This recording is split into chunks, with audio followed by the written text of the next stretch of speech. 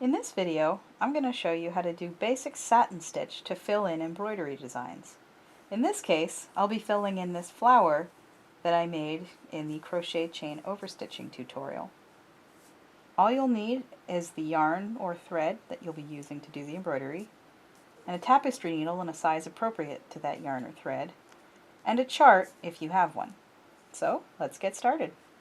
So I've broken off a little bit of yarn to start doing my satin stitch. And satin stitch does take an awful lot of yarn for the amount of space that you'll be filling in. It's a good idea to use several smaller pieces instead of one long piece because you'll have to be pulling all of that yarn through every time you make a stitch. So it's a little bit easier to pull less through. Now there's more than one way to fill in a space.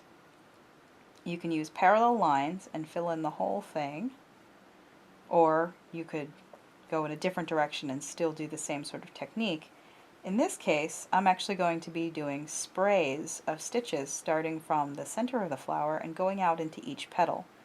And that's a way to give it more depth and dimension without really doing any more work than it would take to fill it in another way. So my first stitch is going to start right here at the center of the flower. And I'm going to pull my yarn through and just leave a little tail at the end. When filling in small areas like this, you can run your next stitch all the way back and keep running it over the front of the work and again behind the work. When you're doing larger areas and you need to stretch this yarn over a much longer distance, it's usually best to go through the front and back out the front and move in the other direction. But in this case, I'll be starting my next stitch immediately on top of the first one. So my first stitch runs all the way down from the center of the flower to the border between two petals. Now you can see this next stitch literally came out right where the first one did, but the bottom of it will go next to the first one. And this, when you keep doing this, it will create a spray pattern.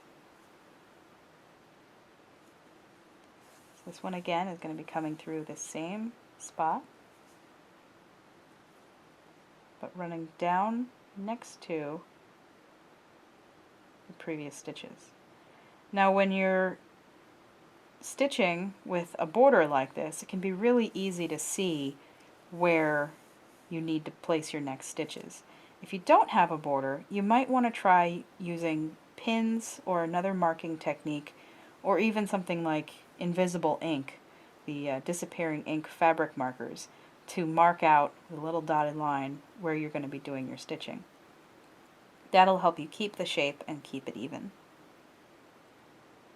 So as you can see, I'm putting a few stitches through the same hole and then moving on a little bit further up in the center, but still making sure to allow them to spray out into the bottom of the petal. Now, as you can probably see, this is creating a pretty bulky little section of yarn here, and that is something to take into consideration. If you're doing embroidery with thread, satin stitch doesn't add as much bulk as it does with yarn. So in this case, I'm using wool,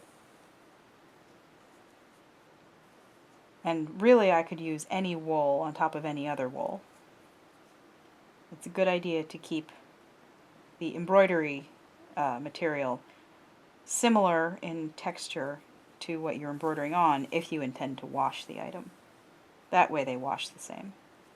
Now you can see I'm almost done my petal, and now my stitches are going in an almost completely different direction. Satin stitches are a really great embroidery technique for things like dolls and amigurumi, because you can create things like hair and clothing and different patterns on their clothing with minimal effort. But if you're going to do that, it's a good idea not to give those items to small children because satin stitch is a little bit easier to pull out than some of the other methods of embroidery.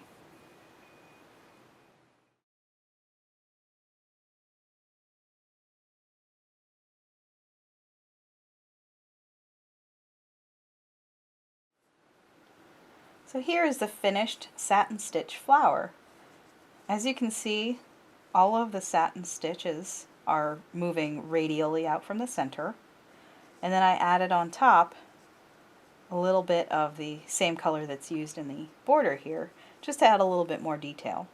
Now I could easily have done extra sprays of this color to add even more depth, or done smaller sections of different colors that were in a gradient to make it look a little bit more dimensional. But that's essentially the basic satin stitch. Now, as you might be able to tell, this is very, very thick and puffy. And you can tell that on the back as well. There's a lot of extra fabric here. So again, if you wanted to do satin stitch embroidery, you want to make sure that either the pattern calls for it or you know it's in a place where it won't be in the way. So on dolls and things like that, obviously it's fine. But if you're doing a sweater, you don't want to put satin stitch right down the front unless you know that it won't get in the way. But that's basically all you need to know for satin stitch. It looks very good with the border, as you can see the crochet chain here. You can do back stitching, you can do other kinds of border stitches, you could even do a little dotted line if you wanted with a running stitch, and that just kind of adds a little bit more flair to it. But pretty much anytime you need to do satin stitch over knitting, that's all you need to do.